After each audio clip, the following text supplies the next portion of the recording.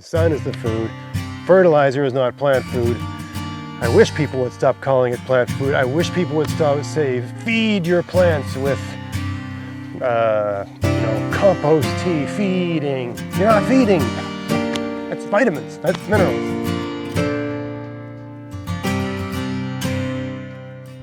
Hey, it's Greg here with MaritimeGardening.com, out here in the morning trying to get some stuff done before the flies show up in force. And I thought I'd take a minute to talk about a confusion I think a lot of people have about plants and about fertilizer, and the notion that fertilizer is plant food. Because I think this is just a fundamentally flawed way of thinking about and understanding how plants get their energy. Because food is energy, right? When you eat food, you're getting some vitamins and minerals and stuff like that, but you're eating to, you get hungry because your body needs energy. And you eat until you're full, and then your body says, okay, I've got enough energy to make it through the next 4 hours or the next day or whatever, depending on how much you're eating.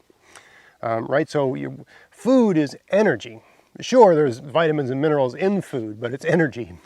And the fertilizer you buy for your plants, whether it's just simple NPK, nitrogen, potassium, phosphorus, or whether you're getting something a little bit more sophisticated, like you think your soil, for whatever reason, is low in magnesium or iron or some other thing, right? These are all things your plants need. Your plants need a broad range of these chemicals, and all fertilizers are chemicals, regardless of the source. Everything's a chemical. But all of these things you're putting in your soil, for whatever reason, if your plants need them, that's not food. Because that's not the source of energy.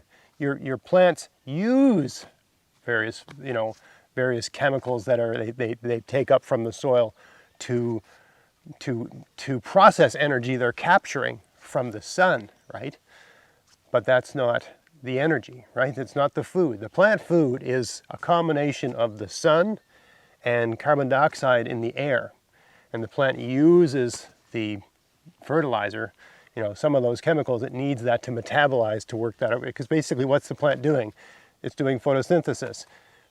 By virtue of the energy in the sun, using its foliage, it's converting the carbon in CO2, right? It's basically releasing the carbon from that molecule, right? It's releasing the oxygen from that molecule back into the air, and it's turning the carbon into simple sugars that it uses to feed itself. Right, so it's using the sun and carbon dioxide in the air to make food to feed itself. Okay, and it's it needs the whatever minerals and things like nutrients and minerals. It needs that to do that, but those are not the source of energy. They facilitate the process. In the same way that you could be a source of energy is honey, right? So you could eat honey. But if that's all you eat, you're going to die, because you need a lot of different things in your diet, right, to be healthy. But honey is energy, but it's not enough, right? So plants are kind of like that as well. I'm going to take you around the garden here and show you examples of, places where I don't use fertilizer in my garden. I just mulch everything, and it seems to work out just fine. The worms and different organisms eat the mulch, and they crap out fertilizer. The plants get all the nutrients they need in general, right? But I'm going to take you around the garden here and show you some places where there's shade. Okay, so you've got, we'll assume in a given garden bed the soil is equivalent. That is to say, throughout the whole bed, there's the same nutrient availability regardless of where the plants are. So the nutrients, fertilizer, right, is not the problem. The plants don't need fertilizer, right? But you'll see that some plants are a lot smaller than other plants. And it's not because they're not getting enough of the nutrients they need. It's because they're not getting the actual plant food, the sun. They're not getting enough sun because the whole thing runs on sun. That's the energy that's running the whole thing. The sun is the plant food. I mean, it's more complicated than that, right? The sun helps the leaves take the carbon out of the carbon dioxide molecule, and the carbon is combined with other things to make simple sugars that it can use to feed itself. And do other things as well, because the roots actually, this thing called root exudates, where the roots actually excrete certain amounts of sugars to bring things in towards the roots, organisms, and change the composition of the soil immediately touching the roots to a situation that's more favorable to the plant. But we're getting beyond what the purpose of this video was. Let's go around the garden here and let me show you some examples of one bed where you got lush growth, or a place in a bed that has less growth, and a place in a bed that's less growth because there's less sun. Right? It's not the whole point of this is some people will think they're not getting good results in their garden and they think they need more fertilizer, or they need fertilizer, or they need to add some special magic ingredient, a plant food. But probably what's missing is the right amount of sun. For a lot of plants, if you're not getting enough sun, the growth just isn't the same. Right? So I've got a garden here that it's got a big open space, but the entire thing's surrounded by a forest. So on this side, it gets shade in the evening, from about, 7 o'clock onward, this side of the garden starts getting shady. The sun comes up over here, so this time of year, right, the summer, there's a bit of shade cast this way, right? In the spring, south is that way. So in the spring, early spring, when the sun's sort of on an angle and it's more rises in the southeast and sets in the southwest, I don't get as much quality light on that edge of the garden because the sun's on an angle, it rises, and it basically there's shade cast from the trees at the south end of the garden, right? So let me show you all that. It's enough talking. Let's show. Okay, here's a spot where I'm growing some beans. You can see that these beans are, I planted these late, that's why they're not that big yet, but these beans are about a foot high, and as we move towards this end, they get smaller, and they're more sparse. Okay, because this is a shady spot, right? There's a hill here, there's a tree here, there's trees over there. This is a shady spot, right? So they don't grow as fast, they don't grow as quickly. They can't sort of outgrow pest damage. That's why they're more sparse, because some of them just got taken out by slugs, whereas these ones just grew so quickly, it wasn't as big a deal, right? So that's one thing right there. Here's a nice garden of pak choi. Okay, that direction is west. It's so shady, the last 2 feet of this bed, that it's practically pointless to try to grow something there, right? So I've just thrown mulch there. But even the plants that are growing, so here you can see one, it's a certain size. I mean, look at the ones over here where there's more sun, right? We're only going a couple feet. But this one here is twice the size and it's starting to go to flower compared to this one, right? So, all the soil is the same in this bed. It's not like this one needs fertilizer. It's just not getting as much sun. I mean, this stuff seems pretty obvious, but given the way people talk about gardening, I think they can be a little bit confused about what drives the growth in a plant. Here's a bed of beans that I planted, about a month ago. And yeah, there's a few weeds in there, but I don't really care about that. I take 5 minutes to weed this. But anyway, as you move towards the fence here, where it's shadier, the plants get smaller, right? And there's less of them, right? Bigger over here, smaller over there. It's got nothing to do with the soil conditions. It's got everything to do with availability of light, because light is the plant food. Here's a cucumber bed. And you can see that there's a certain height over here. These actually need to be trained up a bit more. We got a certain height on this side. And as we go this way, they get smaller and smaller and smaller, right? Because it's just more, this end of that bed is closer into the fence and all this sort of edgy stuff. So it's just not getting as many hours of good light a day, right? When this is getting shined on by the sun, this side over here is in the shade. Once these get high enough, right, they'll start catching sun. They just need to be higher, right? But if I come out in the morning and I'm in here in the evening and I'm watching the pattern of sunlight, these leaves are getting more sun shone on, more hours of sun per day than these plants. And that's why these ones have outgrown those ones. The soil in the whole garden is the same soil. It's not like this has no nutrients and this is loaded with nutrients. It's all the same. In this particular bed, I'm not worried about that. It's about sunlight. Here's another good example. I've got this. I mean, this is all covered over in webbing right now, netting, but this is a strawberry bed. I planted these strawberries last spring 2021, and I got a really good harvest out of them this year, right? So they've done really well. But these are June bearing strawberries, so they're pretty much done. There's the odd strawberry there, but they're done for the year. So anyway, I have 2 beds of strawberries. This bed provided 90% of the berries I got this year. It gets full sun. There's some trees over there, but they're far enough away that they really don't cast shade, right? Because the sun's on these different angles, right? So these trees cast shade on this bed a little bit, right? But they don't affect this bed. And there's nothing over here to cast shade, right? And they're a good distance from that edge, and they're a good distance from the fence over there. So this bed is basically in the center of the garden. It gets full sun from dawn to dusk. Right? This strawberry garden gave me 90% of my strawberry yield this year. I got another strawberry bed over here, okay, on the edge of the garden on the west side, okay? And these, I don't even know if they gave 10%, honestly, maybe 5%.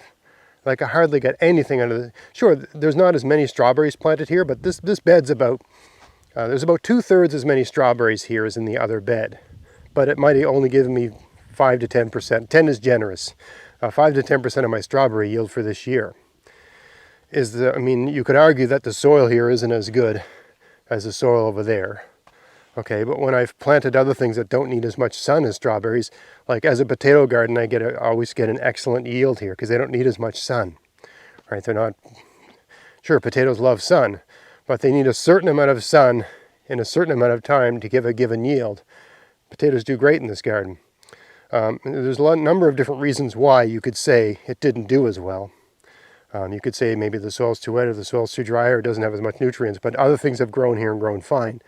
The main difference, I would say, between this bed and the other one is that from about, I don't know, 6, it doesn't get as much sun in the evening in early spring because the sun's over the horizon there. Right? There's just a point in the day where it just stops getting sun. So every day, at some point in the day, this is in the shade, and the bed over there under the netting is still getting sun.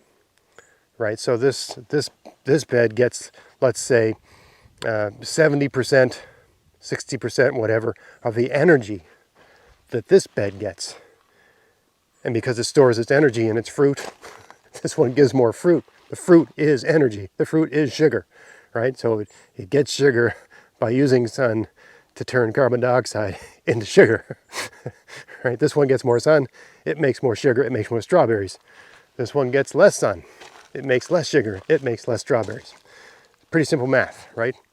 It's not worth my while to figure around trying to figure out what fertilizer this bed needs. This is not a good bed for growing fruit, right? This is a good bed for growing things that don't need as much sun. Last year I grew Swiss chard in this bed in the corner here, grew great, right? I've grown potatoes here, it's grown great. Grown kale here, it's grown fine. I've grown beans here, they've grown fine, okay? So I don't think the soil is the problem. It's just not enough light, not as much light. Here's another bed. This is parsnips, and I don't know how well it comes across on camera, but so here's the west side of my garden. It basically, the shade starts here. At some point in the day, 6 or 7 o'clock, the shade starts reaching over this garden, going this way. And you can see, and I have to use a ruler to really prove this to you, but basically it's about 3 inches higher on the left than it is on the right. That's not because this soil has more nutrients, more plant food in it, right? It's because this side gets more sun per day than this side, right? This whole bed gets equal amounts of morning sun that rises over there in the east, but the evening sun, it starts shutting down over here. It's not a stark difference, but you can literally, it's on an angle, right, from that different sun availability. This has nothing to do with the video I'm making. I just did a video the other day where I weeded this and put paper down. I just wanted to show people how nice it looks. It's not enough to make a video about, but just how different this bed, if you remember that video and how horrendous this garden looked, you see how much nicer it looks now. Now you can actually see the peppers. You can see that they're growing, and all the weeds that I threw on top of the cardboard are dead. Anyway, this is just for my regular video viewers who might have watched that video. Just a quick little follow-up inject into this video. Here's another good example where I've got this lovely corn growing, right? And it's about 4 feet high. There's a giant weed there. Get rid of that guy. But yeah, I got corn 4 feet high. Okay, but you can see as we get back here, it's really small because it's getting shade from this side, it's getting shade from over there, it's getting shade from over there, and the corn that's growing over here is shading that, right? So it's just not getting as much light per day. So it's subpar, it's not doing that well, and doesn't matter. You know, I'm going to get plenty of corn off of these guys. They seem to be coming in great. Anyway, I hope I made my point there. It's not that plants don't need nitrogen, phosphorus, potassium, magnesium, calcium, iron. It's not that they don't need those things. It's that the notion that those things are plant food is mistaken, right? Those are more like plant vitamins and minerals. Right? The food is the sun and the carbon dioxide in the air. That's the food. And the plant, through the magic, right, the miracle of photosynthesis, it's really amazing. I mean, the plant can literally feed itself by just standing in the sun. What a wonderful, it's like a superpower. I wish I could do that. You know how much time you'd have during the day. So it's that amazing, you know, it's the sun and the air. That's the food. Right? You need to have healthy soil for the plant to do everything it's doing properly. But the stuff in the soil is not the food. It's more like vitamins and minerals. The sun is the food. Fertilizer is not plant food. I wish people would stop calling it plant food. I wish people would stop say, feed your plants with, you know, compost tea, feeding. You're not feeding. That's vitamins, that's minerals. Right? It's not food. The food's the sun. If you got a garden that's not performing well, it may be that your soil doesn't have the nutrients it needs. Or it might just be that you're not getting enough sun for the thing you're trying to grow.